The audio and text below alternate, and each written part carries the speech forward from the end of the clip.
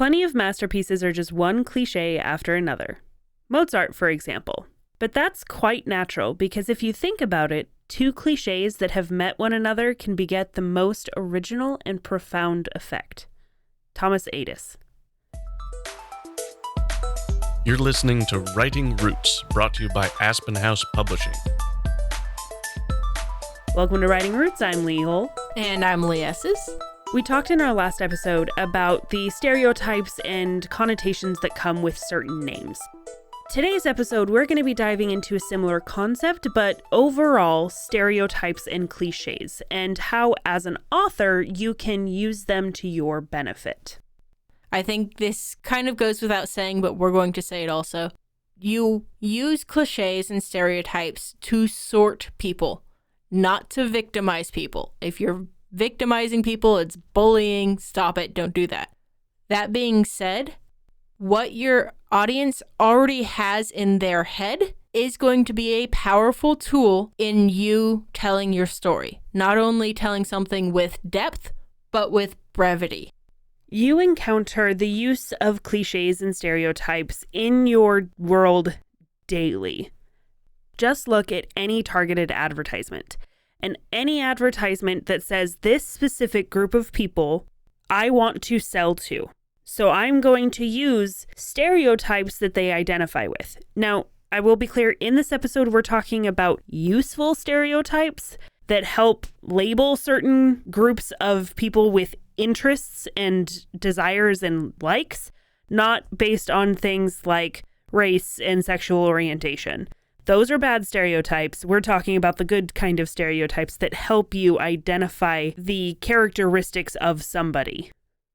But those are things that marketing teams use to target customers and find them.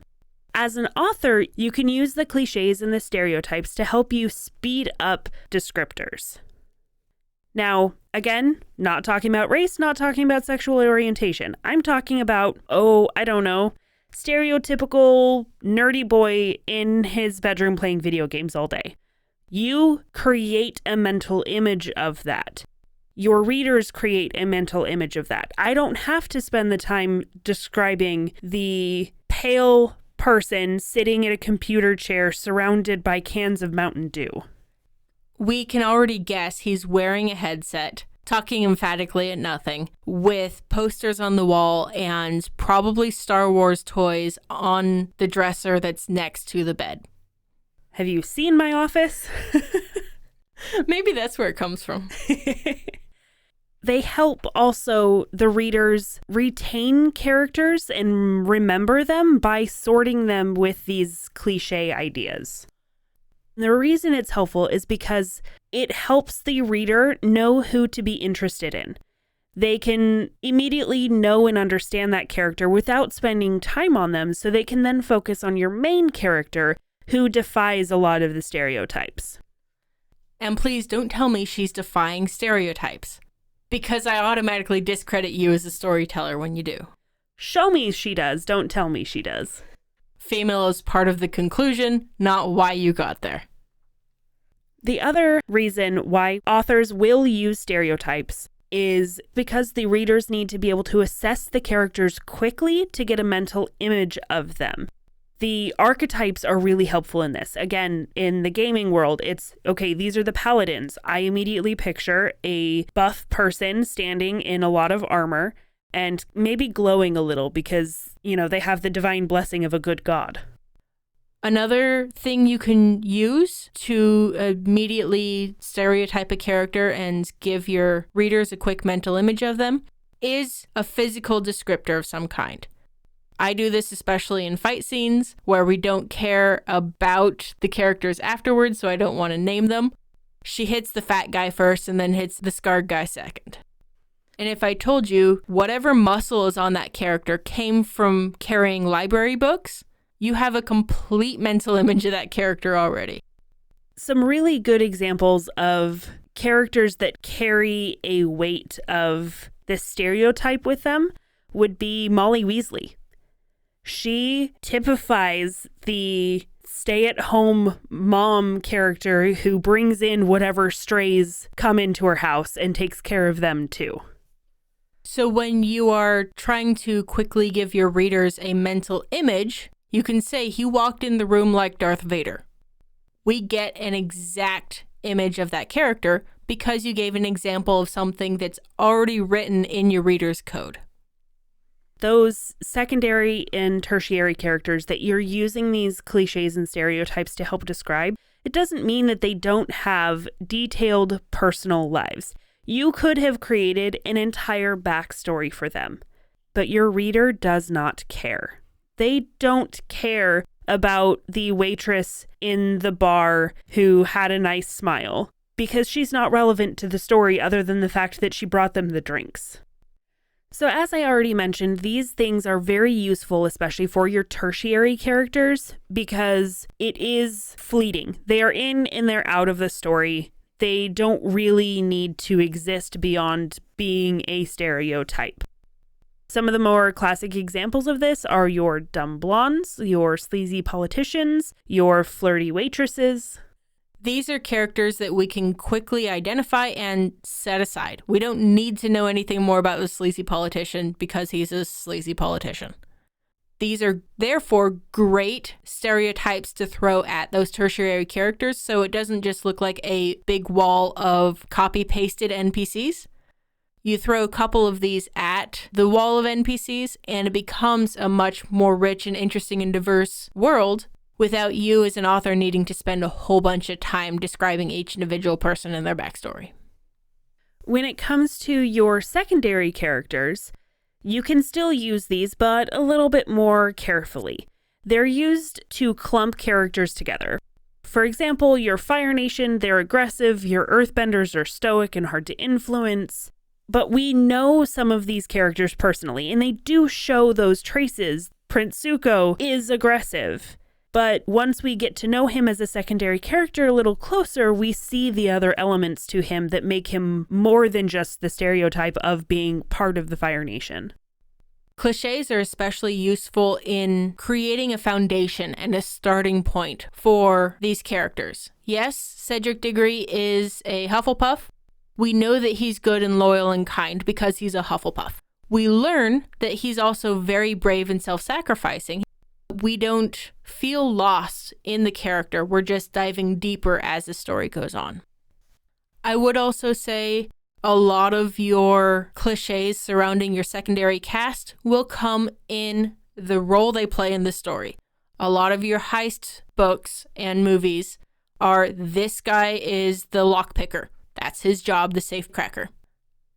The role that surrounds the character and their purpose in the story feeds into the stereotype so we can keep track of everybody. Some of the most common tropes and stereotypes within this secondary character category are the old mentor, the sidekick, the Prince Charming, or the cheerleader or the nerd. I will probably get some fight back on this, but I will even say stereotyping your main characters to start are helpful. It's not only helpful in your reader getting an understanding of your characters right away, but in telling about the voice of your character. Within this, those stereotypes usually come with some kind of twist. So you have this character that is the traditionally stoic fighter character that doesn't say a lot. So you assume that he has a very bad past and maybe an abusive growing up, and he's just facing the world the best he can and is not very good with people. But in Lee's example from Black and White, the character Humphrey Black grew up in a very different way. He doesn't have to have this dark, abusive parent past. He was raised in a single-parent family with his dad and his big brother that he looked up to quite a bit. It's not that Black isn't this dark, broody, violent character who doesn't like talking to people. He very much is that cliché. But the twist is not the dark and troubled past. So if you're assigning a cliché and a stereotype to your main character, make sure that they are the main character by making sure you have a twist applied. Some of the common tropes for main characters include the dark and mysterious past, the orphan hero, a la Batman, the godfather of crime, You also, of course, get the rebellious teen or the rebel leader. So we have Katniss Everdeen, who is the rebel teen leader character, but she doesn't want the role. She's bad with people. She has this twist of the leadership without the social skills. And that makes her more interesting than if she were a secondary or tertiary character. You wouldn't add that twist as often. You can, of course, design your own. You can mix and mash. Like our quote at the beginning said, when two cliches come together, they can create something profound and unique. It also gives you a chance to world build a little bit. The creation of your own stereotypes, you can create pop culture references within it. If you have a pantheon and you want certain ideas to go with the things that they represent, you can then use a character to help describe those. So someone says that Grandpa looks like Splargan, the deity of abundance and fulfillment. And we also have an idea of who Splargan is because we've met Grandpa. When you understand that the readers already have these ideas assigned to certain characters, to how you introduce, will really help them read your books. All of the cliches, all of the stereotypes that you assign to the smaller characters, even your main characters, helps to lead the reader in the right direction and makes it a lot easier for them. To do that, you just need to write selfishly. If you have a question or comment for our hosts or a topic you'd like us to cover, send us an email at writingroots@aspenhousepublishing.com or find us on Facebook by searching for Aspen House Publishing.